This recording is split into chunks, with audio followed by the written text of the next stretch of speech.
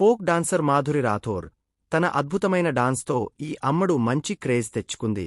యూట్యూబ్లో ఈ అమ్మడు చేసిన సాంగ్స్ తెగ వైరల్ అవుతుంటాయి. అలాగే మిలియన్ కొద్ది వ్యూస్ సొంతం చేసుకుంటూ దూసుకుపోతున్నాయి మాధురి రాథోడ్ సాంగ్స్. గతంలో ఓ ఇంటర్వ్యూలో తన బాల్యం, డాన్స్ పట్ల ఆమెకున్న అంకితభావం, డిజిటల్ ప్లాట్ఫామ్లలో ఆమె క్రేజ్ గురించి వివరంగా పంచుకుంది.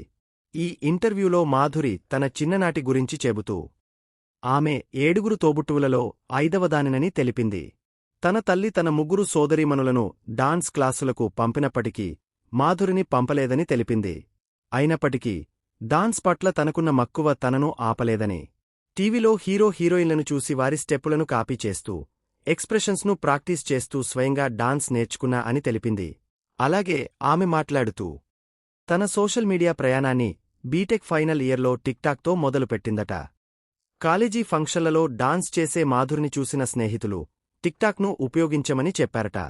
మొదట్లో డైలాగ్లు చెప్పినప్పటికీ ఒకరోజు జానపద పాటపై డాన్స్ వీడియో చేయడంతో అది బాగా వైరల్ అయ్యింది.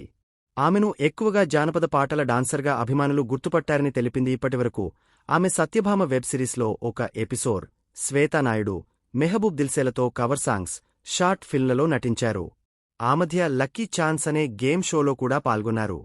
ఈ ప్రాజెక్టులకు ఎలా ఫండ్స్ వస్తాయో వివరిస్తూ కొన్నిసార్లు ఫ్యాషన్ బొటిక్ల నుంచి దుస్తుల స్పాన్సర్షిప్లు లభిస్తాయని, మరికొన్నింటికి పేమెంట్స్ ఉంటాయని చెప్పారు. రామ్ చరణ్ను కలిసిన అనుభవం గురించి మాట్లాడుతూ ఆర్ఆర్ఆర్ ప్రమోషన్ల సమయంలో ముంబైలో ఆయనతో కలిసి డిన్నర్ చేశామని, ఆయన జీరో ఆటిట్యూడ్తో చాలా సింపుల్గా మాట్లాడారని తెలిపారు. నటనలో అవకాశాల కోసం ప్రయత్నిస్తున్నానని, తనకంటూ ఒక బ్రాండ్ను సృష్టించుకోవాలని షణ్ముఖ్ జస్వంత్ వంటి వారిని ఆదర్శంగా తీసుకుంటానని మాధురి రాథోడ్ అన్నారు.